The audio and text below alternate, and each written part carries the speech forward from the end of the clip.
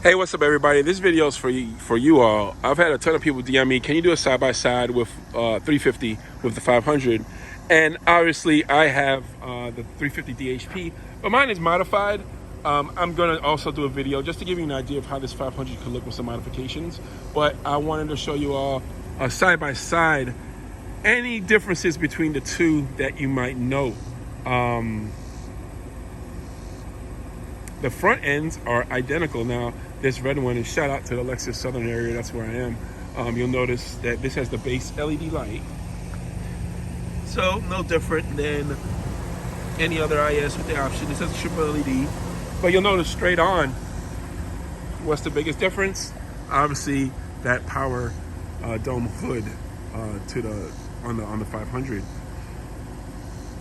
And you can see the lines are the same, so it's really the same hood, just with this addition, this little bump right here, but you can see the crease into the hood, which is I love that cut line. It's the same over here, so similar, but you can see here it falls all the way through, whereas here the dome comes down to the bottom and flows into the front bumper. You see the front ends are identical. You'll see the front camera on this one, as that one has the front camera and around views cameras. This one doesn't, but you'll notice this one, and I'll zoom in a little bit if I can. No, I can't. That looks like a tranny cooler to me, which is not on the 350. So that's great. That's some added confidence when you're driving hard. Keep that transmission cool. Let's see, sides.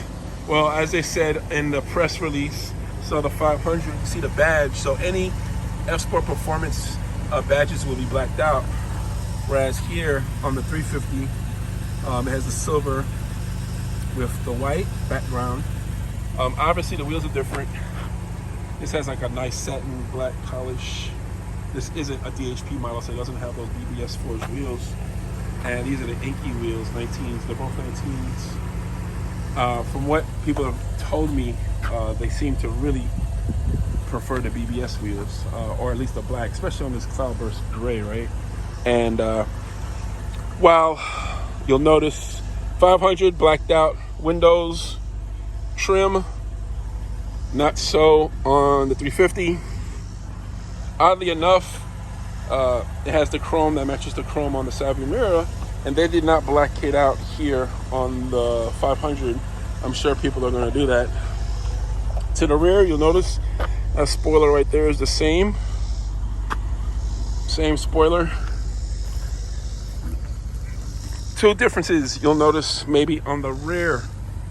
Obviously this has dual pipes. Notice the diffuser right here. 1, 2, 3 fins. 500. Besides the 500 badging compared to 350, the quad exhaust diffuser is actually slightly different. 1, 2, 3, 4, 5 fins versus 3. Slightly more aggressive.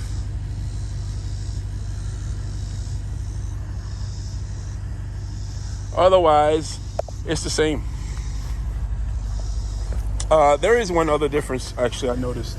On the 500, the door sill itself, so this is actually all dark.